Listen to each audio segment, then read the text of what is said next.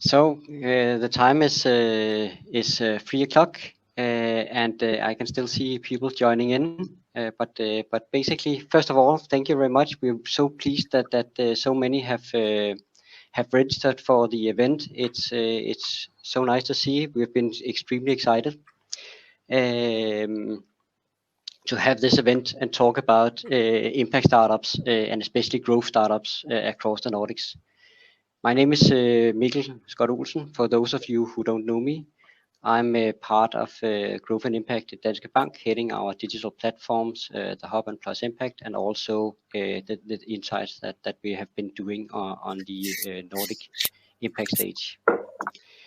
As mentioned, we've been looking very much forward to this webinar, both because we've been launching the report, but especially also because we are being joined by some really strong players in the startup ecosystem here in the Nordics.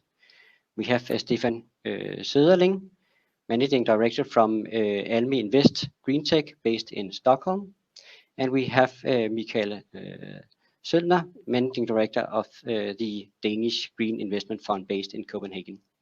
And then last but not least, also Frederik van Deur, CEO of Green Innovation Group, who has been part of doing our report and who will also be moderating our discussions.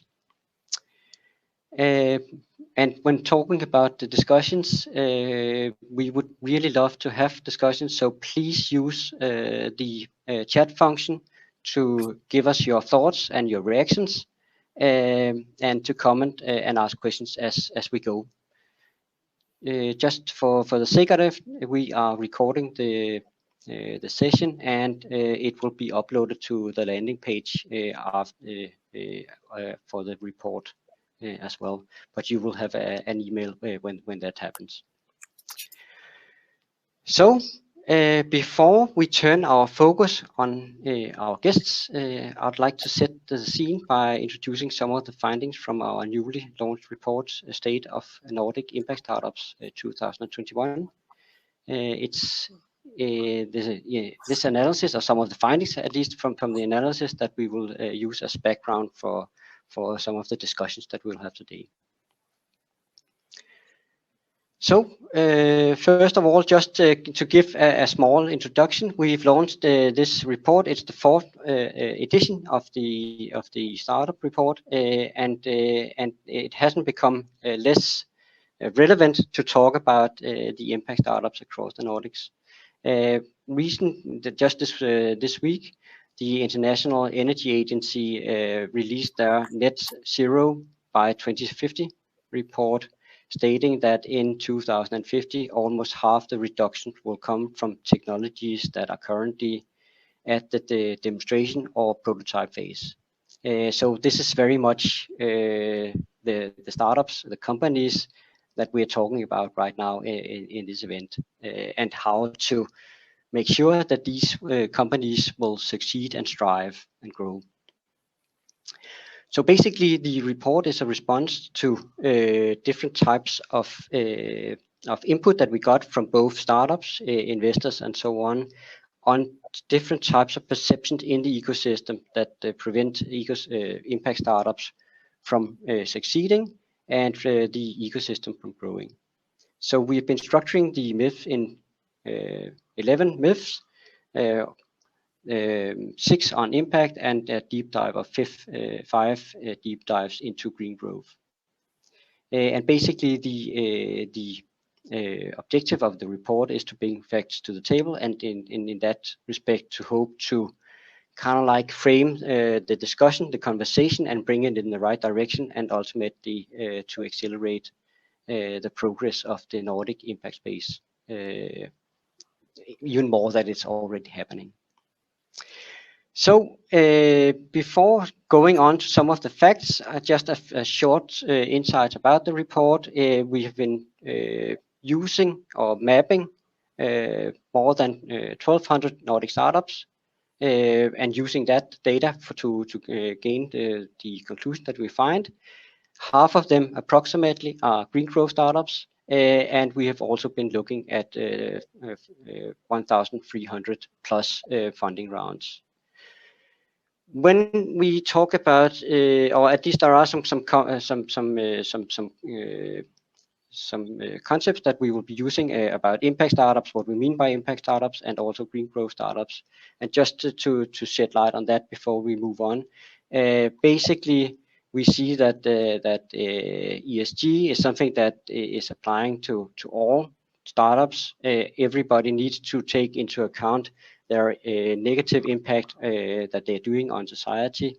But this report is very much focusing on these the companies that have impact as core to the business. So basically, removing the impact part will also remove the business. And when we talk about green growth, then that is a sub-segment of the impact startups. So basically, the impact startups focusing on the green agenda. Now, let's go into some of the data points from the report, and I would like to start on a high. We have really seen a steep increase in the investments going into Nordic startups, especially the last 2 years. And of course, this can fluctuate depending on outliers like the mega round from on Northvolt. But basically, this is a trend that we've been seeing throughout the years. So within the last 10 years, the investments into the impact space in the Nordics have more than doubled by a factor of 25 times. And basically, so what we also can see is that when we actually look at how much the impact space actually is having a focus in the Nordic scene, it's really a pleasure for us to see. At least if you take the impact glasses on and also look at take the Nordic angle to it, we can see that 34% of the VC investment going into Nordic startups are going into impact startups. So a really high percentage of the VC investments are going into impact. And comparing that to other regions, the EU and the UK and so forth, this is almost or at least a doubling of the share going into impact. So 2 amazing numbers when having this approach about impact and the Nordics. What is even more interesting is to try and look further down into what is actually happening within the Nordics. And when we double click on the 34% and look at the national level, then it's really clear to see that behind this really impressive position, it's very much Sweden driving the numbers, having a share of 43% of the VC investments going into impact startups. So basically, we definitely see that again, Sweden is driving the startup scene and really taking a lead. And of course, it's going to be really exciting to hear both from Stefan and from Mikael about what is happening in this space. Is there something that we can learn, and is this more a consequence of the other countries picking up the torch, or is this something more structural? So this is kind of like on the national level. We've also been cherry picking a little bit and want to show this finding that we have from the report, and this is much more down to the startup level. And here we have been trying to investigate if the impact startups are able to follow the typical VC journey along the way and are able to keep up with normal tech startups. And what we have been extremely surprised to see is that the impact startups are doing really well. So basically, in this data point, we have been looking at startups having received a first round of seed, and then looking at how much time, how many, and also how much time will it take them to reach the first Series A round. And what you can see here is that within 36 months, we have a conversion rate of 39% of the impact startups going from seed to Series A. And that is definitely something that was extremely positive to see. We can see that when looking at the previous numbers reflecting tech startups across the Nordics, then we only see a conversion of 19%. So definitely something worth noticing. And I think this is also something that would be interesting to even discuss further. Is this really a signal that we have passed a tipping point on the impact space, seeing that they can actually outperform typical or traditional startups? At least when we look at some of the other parameters, we can see that the impact startups receive a lot of, you could say, tailwind. One of the things that we have investigated or that we can see is that when impact startups are posting jobs, they receive 25% more applicants than traditional startups. And thinking about how much the team means for investors, then at least you can see that the impact startups have a much larger talent pool to pick from, and therefore also having a much more higher potential in forming a strong team. That is at least one of the data points that we can see points in the direction of this tailwind that they're able to make stronger teams. So basically, we have also been looking into the green growth segment and deep diving into that. And a lot of the reason behind that is when we look at the total VC investments going into impact, the majority is within the green growth segment. Approximately 70% of the impact numbers is actually going into green growth. And here we see a deep dive or a double click on the green growth segment into different sectors, and that could be transport, mobility, material technology, or materials and resources, food and agriculture, buildings and infrastructure, and finally also energy and utility. And what we see is a striking distribution between the different sectors, and seeing that energy and utility is by far the largest proportion. Another thing, of course, that is very clear from this illustration or this figure is how much an outlier or mega round like Norvolt actually means for the full picture. So there's definitely something about this distribution that there's so much emphasis on the energy and utility, and of course it would be very interesting also to hear from Mikael and from Stefan if this is the same pattern that they see within their own portfolio, and if this is also the picture going forward. So basically, this is just cherry picking some of the findings from the report. There are a lot more that you'll be able to find in the report, and you will be able to download on this website. I think I'll leave it on that note, and then let's change to the discussion and to the panel.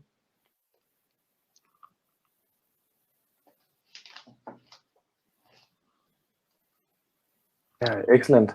Thanks a lot, Mikkel, for the presentation and for sharing some of the insights. It has been a very long and interesting journey figuring out how to crunch all the data that we collected, Deal Room, Green Innovation Group, and Plus Impact together, and figuring out how to present it in a way that was actually digestible for layman.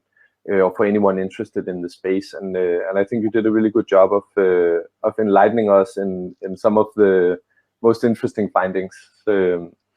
I think for now we're having a few technical issues to get Stefan online, so we have swapped around in the agenda, and we have Michael Sølner with us, who was actually one of the founding fathers behind the Danish Green Investment Fund. I remember being at the birth ceremony at the Danish Folkemøde in 2015, which coincidentally was also the year we founded Green Innovation Group. So I'm really looking forward to hearing, Michael, from your side, what are your outlooks on the Nordic Impact innovation scene?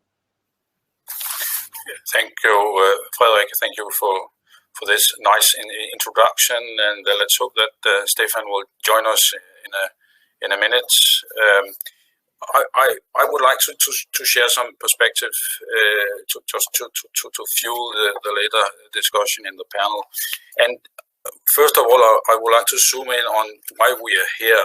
The word impact is quite important, sustainability.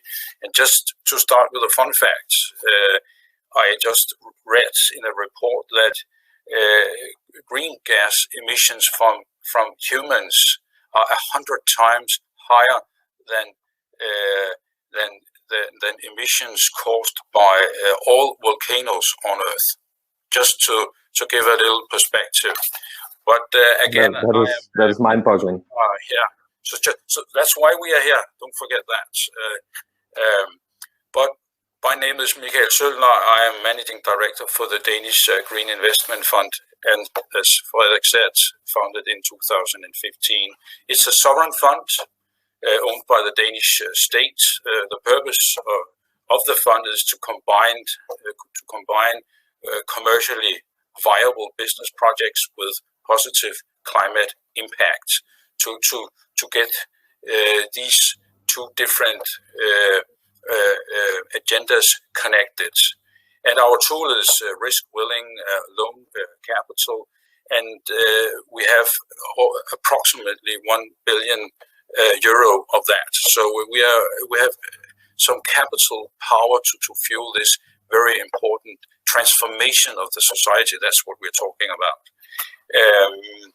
We also have access to equity through our family Vækstfonden in Denmark, which is also a sovereign fund. But that was just a short introduction. I have to start with three general perspectives, and then two fun facts more. So just to keep you online. The first perspective is that, of course, we need access to risk-willing capital. And as Mikkel showed us before, we can see a increase in allocated capital to impact investment. That's also what we experience in the Danish Green Investment Fund. And if we look at the capital side, there's a lot of opportunities. In our fund, we have divided the universe into 5 key clusters, like also in the reports: energy and utilities, food and agriculture, buildings, the circular economy, and transport. And we have tried actually to allocate both debt and equity into each cluster to get the most impact out of the allocated capital. But also, I think that's very important also for the startup discussion. We also need to have a view on the soft capital, for instance, capital provided by the Innovation Fund Denmark or other soft funding providers. But the total bucket of capital is quite big, and it's growing fast. Everyone wants to take part of this journey because it's commercially viable, and of course you have the positive climate effect. That was the first perspective. The second one is that it is so easy to call your business or product sustainable or green or SDG compliant, but you still need a competitive business model or product. It is not enough just to call it green. The customers will find out very, very fast. But on that note, my impression is that right now we see a lot of green innovation, and now I'm talking about mostly Denmark, and development taking place. And I see it in a broad perspective, ranging from power-to-X technologies to circular economy, sensor technology, a lot of different innovation tracks that all together is the important message that we need all of it if we want to create this needed impact on our climate. That was the second perspective. The third is partnerships. We will not create the fast track and the needed track if we don't think about the partners to join the journey, covering the whole value chain. You need, as a startup, but also in later commercial stages, you need to focus on what is going on upstream in the value chain and downstream in the value chain. It is not enough that your product alone is green. You need to look at the whole value chain. So you need partnerships from early commercial stages, of course, the startup stage, going even earlier to maybe research institutions, universities, but also later on you need to connect to large industrial corporations in a co-creation process if you want the right and fast track for your company. That was my third perspective that I want to put into the panel discussion later, and then I will, in respect of the time, just mention two fun facts just to create the right perspective of the discussion. Did you know that 550 billion cotton swabs or ear sticks right now are sold every year, and it costs 220 million kilos of CO2, and 1 to 5% of the plastic is actually found in the ocean. So one of our largest projects is we have financed a company that have actually developed a reusable ear stick or cotton bud, I think they call it. Again, you need the right the right technology, the right product, and then of course it also is positive and it creates positive climate impact. That was one, I would say, fun fact. The other one is that maybe you have heard about vertical farming and this new technology coming into the market in large scale or in small micro scale. In Nordic Harvest, just outside Copenhagen, they are producing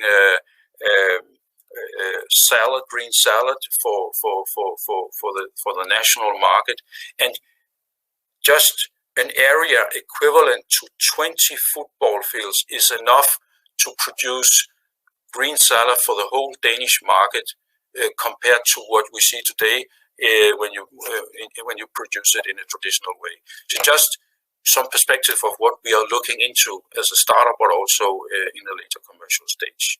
So that was for now what I have to say. That's a super interesting perspective, Michael, and especially when we consider that if you're driving through the island that we are on right now, all of us that are in Copenhagen, when we're driving around Zealand and we see all of the real estate, it's incredibly expensive unless it's being used for agriculture, where it becomes incredibly cheap.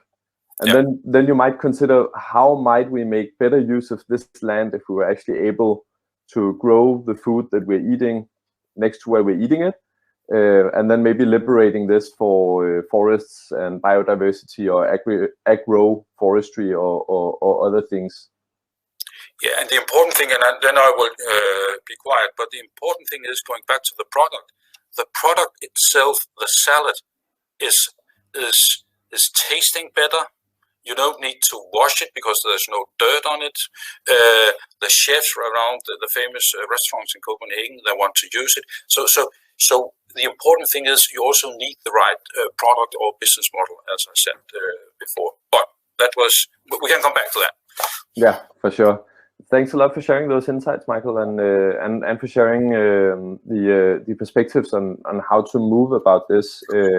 I know that you and the Green Investment Fund has done a tremendous amount of work also of making the financial business case of moving into green investments. Where I remember in 2015 we were already looking at green investments and thinking it doesn't make any sense that this is not considered great business opportunities, because the early signs of the traction of especially renewable energy were quite visible already back then. But today it's becoming more and more clear that this is the way things are going. It looks like we have Stefan on. Stefan, are you still having trouble unmuting? If you can unmute, then I'll ask you to kindly do that.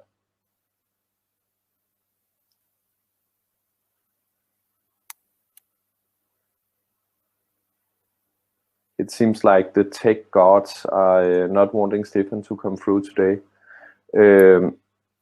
So I'll just move on to the first question that we cheated a little bit, and I actually asked Michael this question yesterday.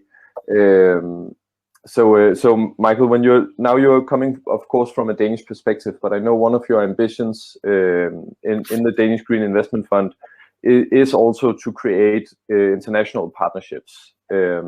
So when you're looking at the rest of the Nordics, do you have anything in the rest of the Nordics that is a source of inspiration for you in your work? Yes, absolutely. And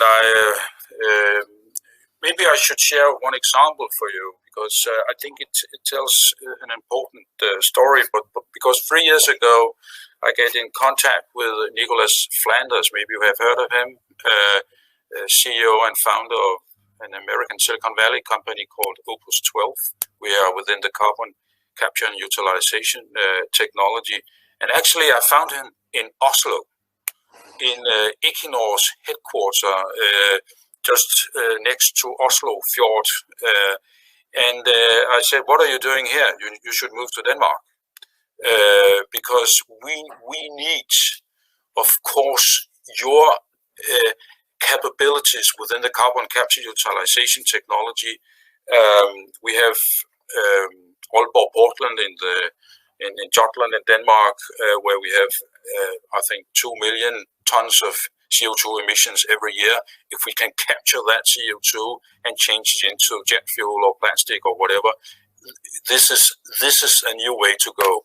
And it is a very early stage company. Also going back to you, Mikkel, and your research project, and again trying to connect a new technology startup venture capital company to an industrial player like Aalborg Portland. I think that is what I try cross-border Denmark, Norway, but also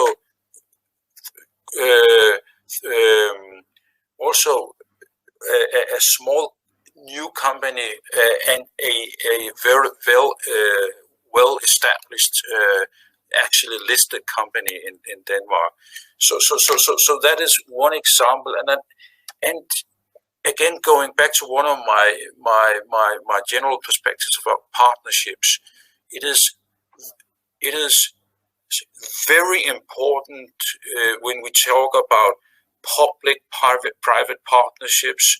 It is not just within Denmark, but across the Nordics. I have discussed this agenda with my colleagues in Sweden and Norway, but also in the Netherlands, France, and Germany. So it's just not about the Nordics, but also connecting to the rest of Europe. Again, trying not to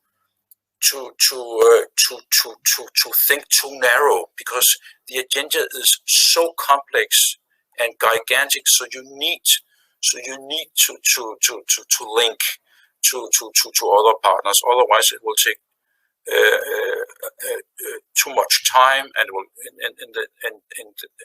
and the capital needed will be too high. So that could be one example. So when we're looking at this, I think one of the things that you and I also have discussed a lot in the production of this report, Mikkel, is when we're looking at the funding landscape across the Nordics, it becomes very evident that Denmark has one leading position and Sweden has another leading position.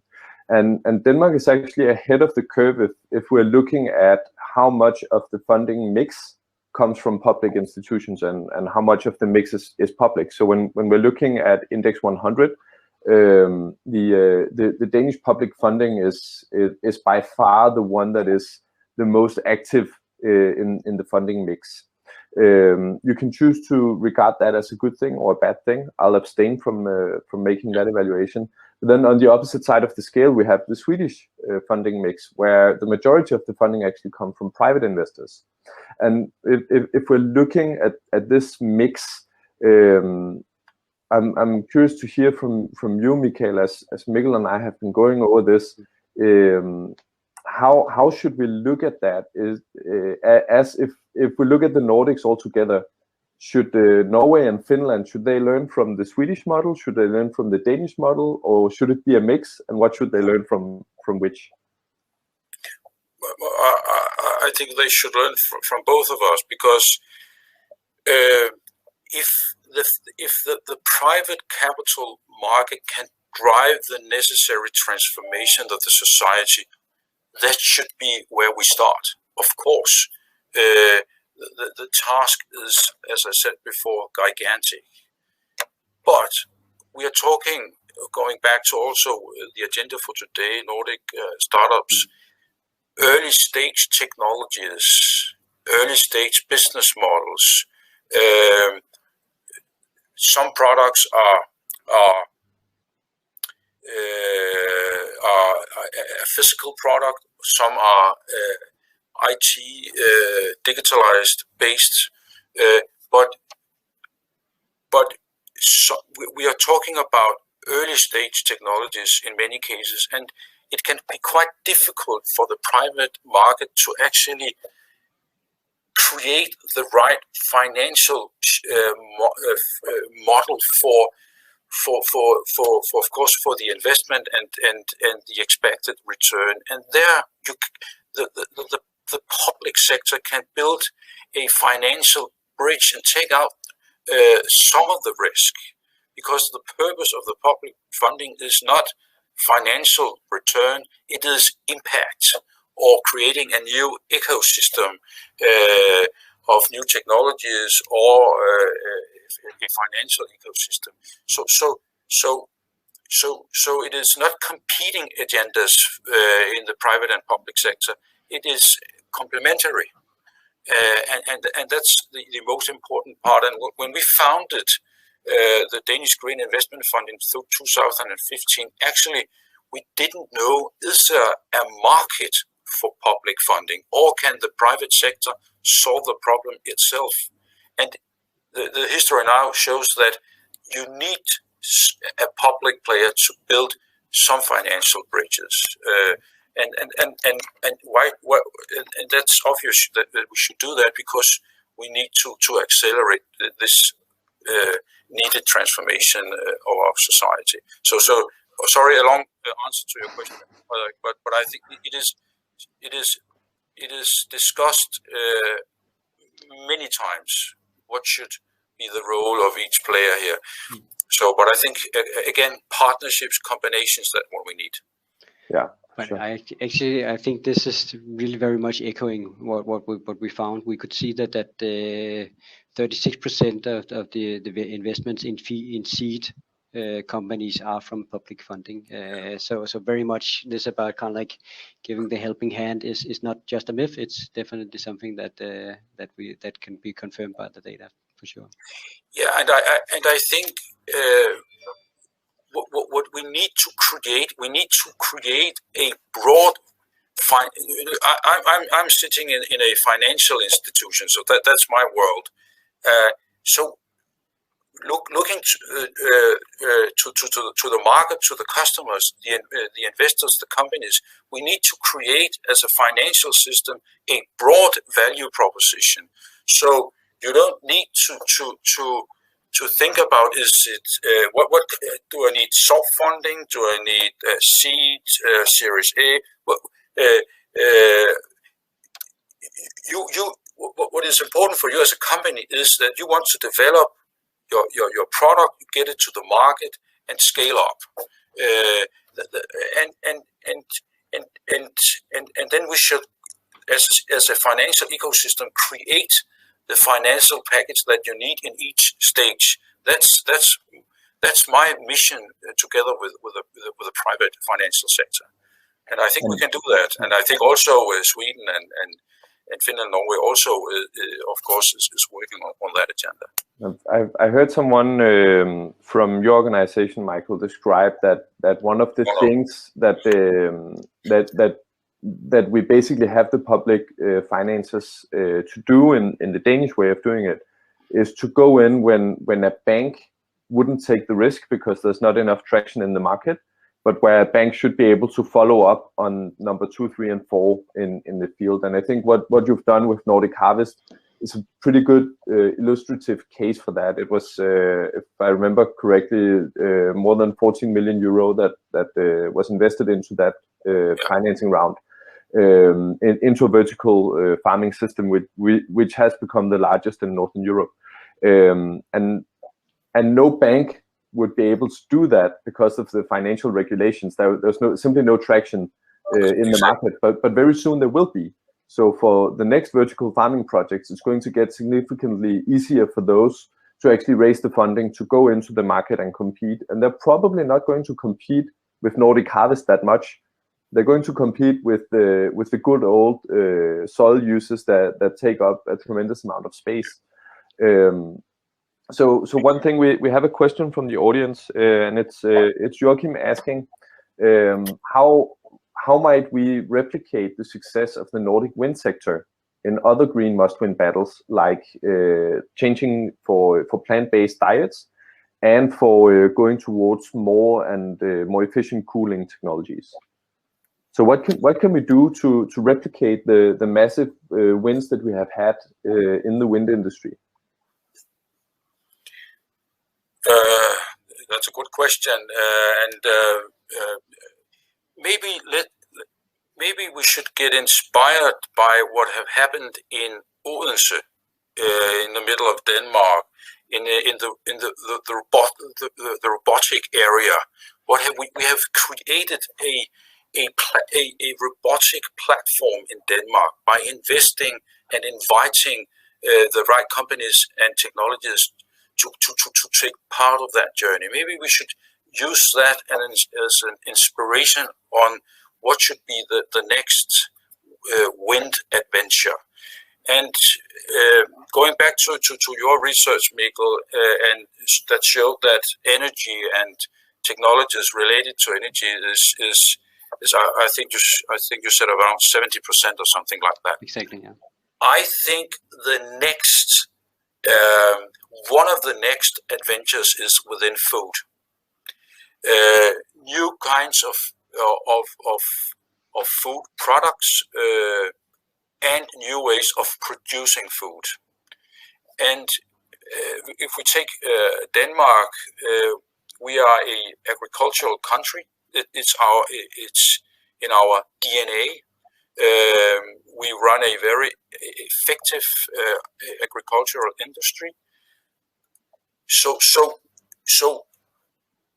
we have a lot of experience within producing and developing new food types.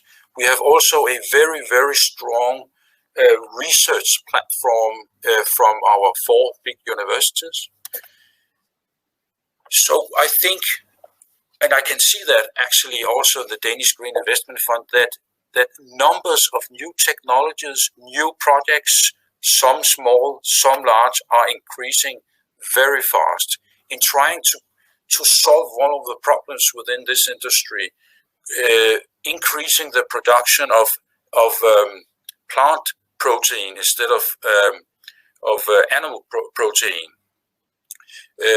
But also when we talk about actually lab-grown food products like meat or fish, or what you actually can create in the lab. So I see, and right now I know all 4 universities are actually working on 4 different roadmaps covering the whole agricultural industry to map the possibilities as a country. But of course we need startups to look into that. How can they take part of that journey? And of course also how can we as the financial system also fuel that development? But right now I can see some very large projects within, for example, production of plant proteins that will substitute animal or soya protein from Brazil, for instance, and it is very commercial viable, and the climate effect is very positive, of obvious reasons. So that's what we need. I hope that answers the question. Yeah, I think it very much did, and what we have seen in Odense and the Odense robotics is definitely that it has become an international hub for robotics technologies. Exactly. And that's something that I believe when we're looking at the landscape as Nordic actors, we should be very mindful of how the rest of the world is perceiving us in the Nordics, because to someone in Portugal, they don't care that much about the difference between Denmark, Sweden, Norway, and Finland. We're basically the ones with the crosses in the flag, right? And when we take that into consideration and we're looking at the rest of the world, this is within Europe, right? But if we're looking beyond Europe, the difference between Denmark, Sweden, Norway, and Finland becomes even less significant to the outsiders. So we might also consider how can we create transnational pan-Nordic initiatives and pan-Nordic hubs that strengthen the Nordic position in the ecosystem, because we have so much in common also in terms of legislation and rules. In Green Innovation Group, we have done business all across the EU, also with the US and India and China and Brazil. And you feel a very significant difference even between doing business with German entities compared to Swedish, Norwegian, and Finnish entities. There's just a cultural difference already when we go towards Germany, when we go to the UK, when we go to Portugal, and other EU countries. It's pretty impressive how closely knit we actually are culturally speaking in the Nordic countries. But I think you need to look at the comparative advantage of each country, and I hope we have also participants from Norway and Sweden and Finland, because if we take the hydropower in Norway that creates very, very cheap electric energy, that creates a stronger business model, for instance, for carbon capture and utilization technologies that are still in a very early stage. Of course, we will. The price of wind energy and solar energy will also go down and make it possible in Denmark or southern Sweden or something. But right now, Norway, for instance, has access to very cheap hydroelectric power. So you also need to take the platform for each country and what is our edge if we want to create new green lighthouses, like, for instance, as you said before, wind energy in Denmark. I hear that the event chat is apparently disabled for the viewers. I think it's because you need to go to the stage chat in order to post questions. This was more a service message for the listeners. You have to go into the channel that's called Stage in order to post a question. But Matthew Delaney, whom I know used to work with Copenhagen Capacity and is now working with Bækbroen on especially wind energy sector-related issues and promotion. And Matthew is writing that he believes that part of the success of the Danish wind sector has been down to the support of the Export Credit Agency, EKF, that's also a part of the Green Future Fund in Denmark. And he's suggesting that EKF and other Nordic ECAs can help with other green must-win battles. So I think this is really interesting to hear from you, Michael. Now we have seen the Danish Green Investment Fund kind of being at the frontier in the new agri-food tech space and also in the cotton bud situation. But what do you think, if you can say anything about this, what are the perspectives about EKF going in and doing credit financing of the next projects for Nordic Harvest? I think they are very needed, and let's go back to my perspective before that. We need to create one ecosystem, because let's divide the universe into three stages: startups, scale up, and roll up, for instance. And the combinations of debt and equity are different in these stages. And of course, when you have an international rollout, EKF is a very important player, and that's also why, and I agree to the listener that they are very needed to get the international value of these technologies. And that's also why, and you have already said it, Frederik, that's also why we are all part of the Danish Green Future Fund, because we need to follow the companies on in every commercial step, also the international rollout phase, where you need a lot of capital because it's very capex heavy investments we're talking about. Yeah, typically they are, and maybe Mikkel, you can pick up on this about it being capex intensive investments, because we talked about that when developing the hypotheses for the State of Nordic Impact report, that we had a hypothesis that they would need more investment at an earlier stage and before going to market, and thus investors would see a different risk profile. But maybe you can elaborate on some of the findings we have there. Yeah, definitely. So basically, I think first of all, we could see that looking at the ticket sizes, the median ticket size was actually comparable in the early stage. So that didn't seem like there was that much more of a need in the early stages as we would have assumed. But we saw that this increased in the B series and so forth. So I think that's definitely something about the expansion phase really going forward, that needs a lot of investments. Something that we also try to look in, I think that also brings back to something that you touched upon before, Michael, is that this about also being able to segment in the type of green growth companies that we're talking about. So basically, we could actually see that half of the population of green growth, they are basically using, you would say, kind of like proven models, basically. So basically mirroring other successful companies, startups, digital platforms, and so on.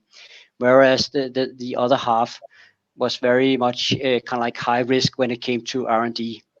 So really needing a lot of R&D and research and so on in order to succeed. But I think, and I hope that we have many startups listening to what we're saying today, because we need you. And let's take one maybe a little boring area, for instance, energy savings in buildings. We have talked about that for years, and in Denmark, some has happened, but not enough. And we have the technologies, they are already there, heat pumps and solar panels and so on. So why have interest in that area? Because and my message here is, yes, you should definitely look into that area, because we need to digitalize the value chain. So it's very easy for me and you, owning our own villa. We think it's very difficult to make these to change our heating system to heat pumps, and the solar panels, they will be ugly on the roof, and a lot of trouble in making that decision.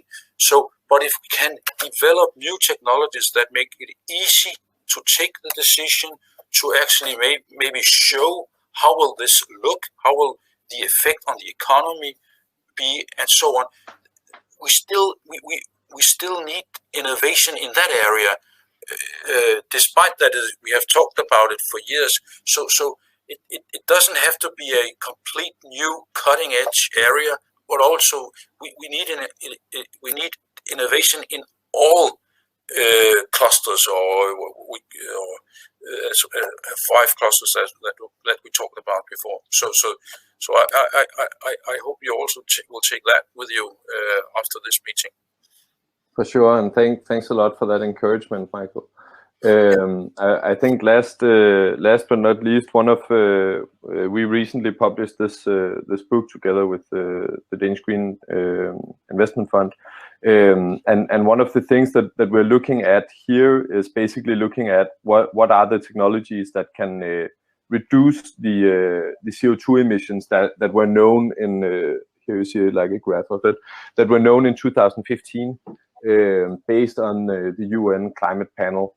And I think that's an interesting conservative perspective, because already back then the UN concluded that we have the technology out there that can be deployed today with financially viable models, with ways of deploying so we can stay well below a 2-degree temperature rise. And then later on we kind of got this perspective that we need more technology and new technology in order to make way, and that has kind of developed the kind of cases that we're looking on here in the State of Nordic Impact report and the deep dive on green growth, where I would say that it's really interesting to see the development that has happened in the past 6 years, because the UN at that time could not go out and say we should really count on emerging technologies, because they didn't have the traction. They were per definition emerging.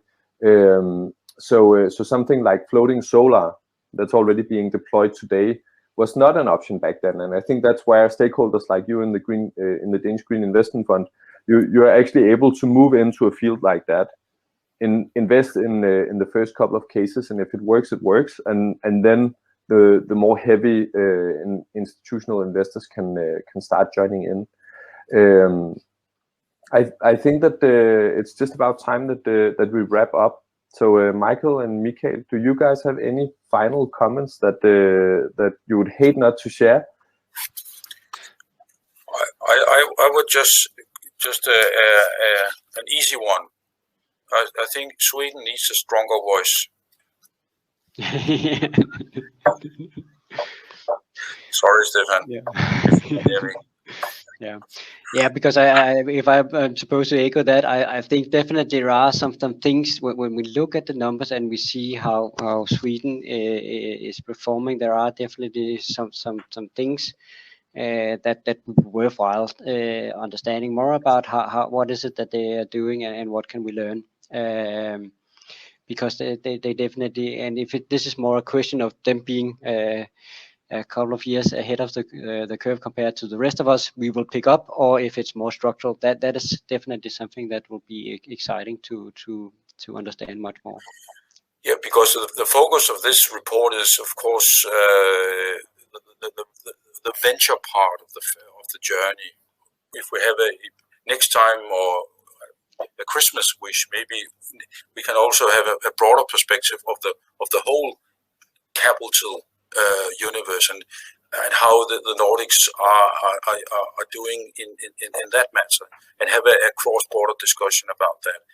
So I really hope that Stefan is still listening, and we can continue that discussion, because looking into your numbers, Mikkel, I think we can also learn something in Finland and Norway, Norway, Denmark. Sorry. Yeah. That's definitely a lot to learn, and I think with those words, let's strive for more international cooperation and more partnerships on this. Thank you so much for taking part in this, Mikael, and thank you for sharing the presentation, Mikkel. And for all of you that were looking very much forward to the presentation from Stefan, we're terribly sorry. We were fighting like head over heels to get the sound up and running, but unfortunately couldn't do it. So that's one of the curses of the new technological universes of COVID-19. One of the blessings is that we're actually able to do this without flying around cross-country or even across cities. So thank you all so much for participating, for being active in the chat. We hope that you will download the report, take advantage of the insights, and reach out to us if you have any questions. Thank you. Thank you.